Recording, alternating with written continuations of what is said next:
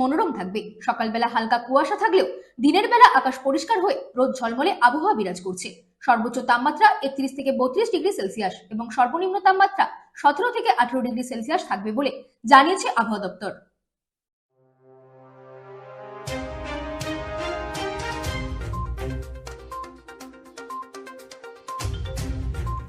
কলকাতার আজকের আবহাওয়া মনোরম থাকবে, তবে দুপুরে গরম ও আর্দ্রতা অস্বস্তির কারণ হতে পারে। সকালের দিকে হালকা কুয়াশা থাকলেও দিনের বেলা রোদ ঝলমলে আবহাওয়ায় বিরাজ করছে। সর্বোচ্চ তাপমাত্রা 31 থেকে 32 ডিগ্রি সেলসিয়াস এবং সর্বনিম্ন তাপমাত্রা 17 থেকে 18 ডিগ্রি সেলসিয়াসের মধ্যেই ঘোরাঘুরি করবে।